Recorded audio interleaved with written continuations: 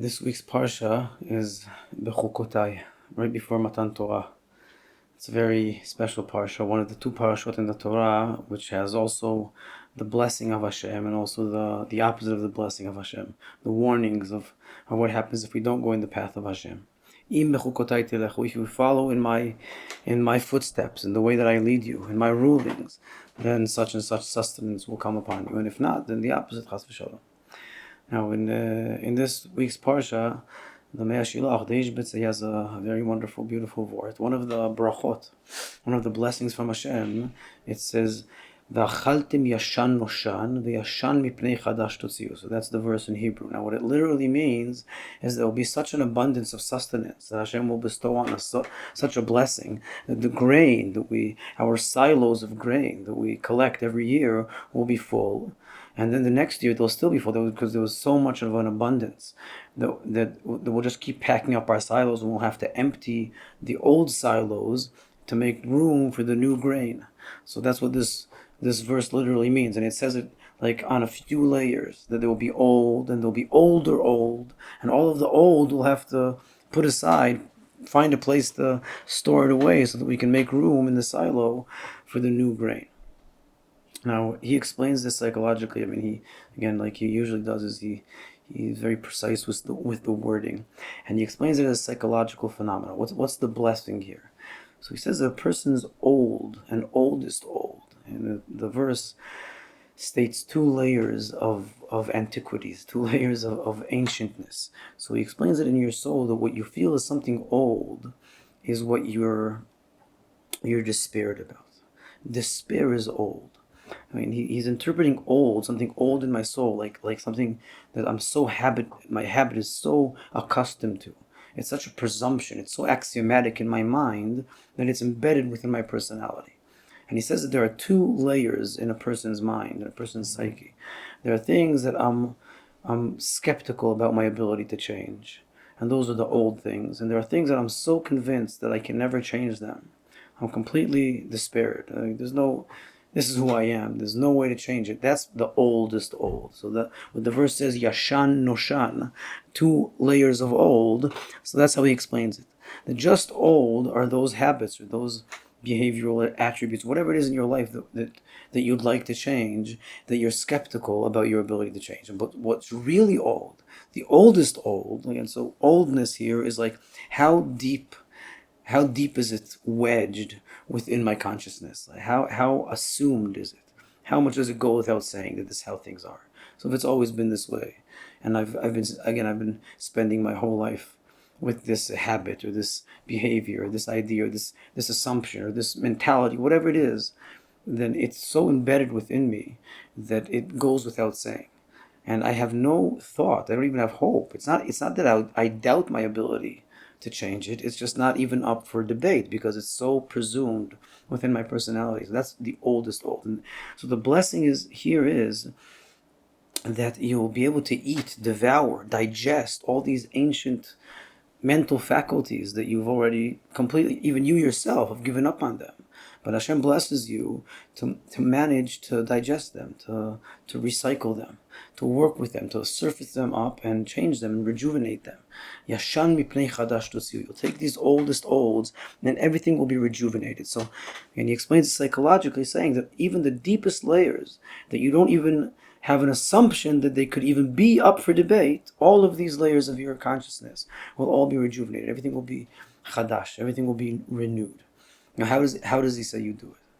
He says something very, very, very profound. So first we'll just contemplate on how this happens. What is it that causes over the course of life that we lose layers of our personality? What happens psychologically? So the simple phenomenon, we've discussed this in many different contexts, is that a person, the more I go through life and I have pitfalls, again, in my first nature, my tendency is to be very cultivating and guarding of my ego, of my sense of self, of my pride. And one of the tendencies of this inherent nature of ours is that whenever we do something wrong, or all of those pitfalls that we have in life, so our initial tendency is to be in denial, and I wasn't yelling, it wasn't me. And if that doesn't work enough, so we blame a lot. That's our main tendency. So if I did something wrong, Then okay, it was the circumstances, and I didn't sleep at night, my kids, my wife, democracy, society, God himself. It's everybody's fault. Now, even if you don't picture this as something very, very coarse, even if we just do this lightly, but over the course of life, and we've been doing this a lot. So every trait we have, if there's, especially where we're the most sensitive, like we fall the most. Everybody has his issues that he knows that it's hard for him to negotiate, and that's usually where we're the most self-righteous. We're the most justifying ourselves and blaming others for our problems. Now, the more we do this, the more I expel or I blame my issues on reality, against society, my wife, my kids, my genes, whatever it is that I'm blaming things on, the circumstances, the more I convince myself, the more I shed the blame, the more I convince myself that these issues aren't my fault. But with the fault, I also lose my ownership. Again, if it's not my fault, then there's nothing I can really do about it. So the more I convince myself that my issues are not because of me, and I find also all sorts of circumstances and objective realities that are to blame. So if you're to blame for my problems, then what can I do about it?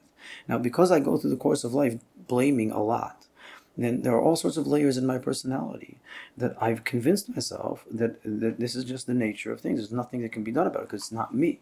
And if it's not me, then there's nothing I can do about it. So this is a very, very profound dynamic in one's psyche, is that on the one hand, blame or feeling that I'm to blame for something is a harsh feeling. It's heavy. If you have a pack on your back, it's a heavy back. So it's a heavy burden. So if I pack onto myself the blame for something, and say I get angry a lot. So if I tell myself it's all my problem, I explain how I'm causing this myself. So I'm putting a lot of burden on my back. So it might not be very comfortable. On the other hand, if you take that pack and you throw it on the side of the road, if you're going to blame reality, it's not your fault. So you're also not carrying it anymore. There's nothing you can do about it. So there's always this paradoxical dynamic psychologically. The more blame I take for something, the more responsibility I'm taking for it, and therefore the more I feel that I have free will and choice and ability to carry this pack somewhere.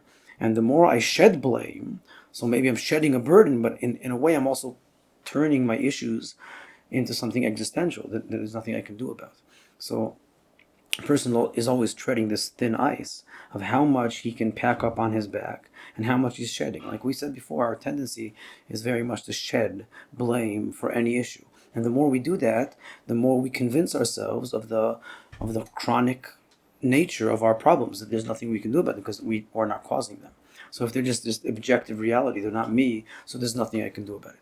Now we'll go back to the Ishbis's Torah here, that he says that a person throughout the course of life, he accumulates more and more layers of his psyche that he's convinced himself about that there's nothing he can do about it. He's completely lost hope. So much lost hope, Yashan Noshan, like the ancient, the old, the second layer of old is so deeply anguished that it's not even up for debate. Like I can't even fathom that there's something I could do. So it's not even that I don't think I can do anything. It's just I wouldn't even consider it because it's so axiomatically the way things are. Now, in order for how do I get out of this? Now, everybody, all of us, we all have these layers. Who more and who less, who are in this area, who in that area, but we all have layers of ourself which we presume to be axiomatically assumable. This is who we are. There's nothing we can do about it. Now, and we've accumulated that with our own hands. We've done that over the course of life. Now, how can I penetrate? How can I rejuvenate, reassess these layers? So he says that by bringing in new wheat, if you're just eating something new, like making a determined decision to change something, not even changing that thing, not even those profound things, but just like being sturdy, fast, insistent on choosing a choiceful path in life, like that I insist on making choices or interpreting my life. For instance, the conversation we're having now, adopting such an interpretation, like telling myself that my sensation, that I feel that there are things that are out of my control, I've done that. Like insisting on explaining my life, narrating life that way. Why do I feel that some things are unchangeable? It's because I've blamed everybody for it, and I've shed all of my own responsibility. And because of this psychological tendency, that's why I feel there's nothing I can do. So I did it. And taking the blame into myself and insisting that there was choice involved. It's not fate. It doesn't have to be this way. I caused it to be this way. Just insisting on that narrative it softens the axiomatic nature of your psyche. This is what he said, a beautiful psychological insight. So if you decide that from henceforth, you're going to adopt a choiceful approach, that you're going to treat everything with choice, they're saying that I'm to blame. And everything you do, you'll find your own responsibility for the outcome, for the circumstances that you're living in. So by doing that, you'll manage to penetrate the deepest, darkest areas of your psyche. Even things that you can't even fathom that you've forgotten already. So there are all these layers in the background. I can penetrate them, not by shining a light on them, but just by shining a light forward. So walking forward in a different manner, it softens my assumption about the axiomatic nature of what my psyche is. And slowly but surely it seeps into all the layers that I've lost. Again, we'll say that briefly again. It's a very, very profound insight here from the Ishbitzer.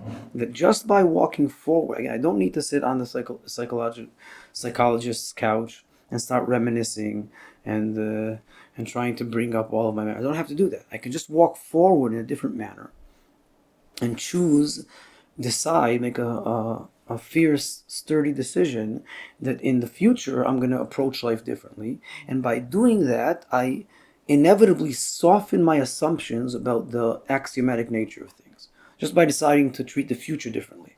And that penetrates. It reflects back on my unconscious. And it slowly but surely, it penetrates all of the layers that I've lost. It softens them up and it surfaces them back to the surface of my consciousness, and then I can rejuvenate them. So even layers that I don't even know that I've forgotten, that are so presumable for me, natures and tendencies that I take for granted completely, just by deciding to walk forward differently, I can penetrate them inevitably, without even needing to negotiate them directly. I just walk forward differently, and that softens up my existential understanding of the axiomatic nature of life. And slowly but surely that will penetrate also the things that I've lost and surface them upwards. This is how he explains psychologically this word in the Torah. Achaltem chadash, that you'll eat new grain, and now you'll take all of those oldest olds and you'll be able to bring them out of the boidim and sustain yourself from them and eat them and digest them and surface them upwards and rejuvenate them, make them new. So everything that became old, again forgotten and presumed and axiomatic, will all be something new. It will all be rejuvenated. So all of the deepest, darkest parts of our soul that we've lost, that we've blamed society for, we've blamed everybody for, and we've convinced ourselves that there's nothing we can do about it. And we've convinced ourselves so deeply that we don't even remember doing it. So we don't even have an assumption that could be up for debate. All of those layers we can penetrate by making a change forward in our life. We don't need to think about them at all. And inevitably, that new approach will penetrate all of those layers that we've lost. So that's the blessing of the parasha. The Kodesh Baruch Hu promises us that at the end of this path, at the end of this life, so everything you think you've lost, even those layers that you really have lost, they're so deep in your unconscious that you can't even think about them. You don't even know you've lost them. Don't worry, I'll rejuvenate everything. Everything will surface back up. And the way to go about it is by making a sturdy decision forward. And if I decide from here onwards in life to treat life in such a manner where I see it as something initiated, something that's my choice, it's my fault, that will rearrange how I grasp my mental reality, and that reassumption will penetrate everything I've lost and rejuvenate it. Bezrat Hashem. So that's the blessing of today's parasha before Matan Torah. When we reach Shavuos next week, so we get a new Torah, Torah Chadasha Mitit, it's a new Torah Hashem gives us every year. In order to get a new Torah, we have to first surface the old Torah, all our predated, all of our ancient assumptions. They all need to be surfaced and softened and rejuvenated and renewed. So B'ezrat Hashem, we bless ourselves and everybody else, and that's what we managed to do this year. We'll get a blessing from Hashem, that we all get a new Torah by losing our assumptions and rejuvenating ourselves and our whole people, the whole world. B'ezrat Hashem. Kabbalah Torah b'simcha u'b'pnimiyut.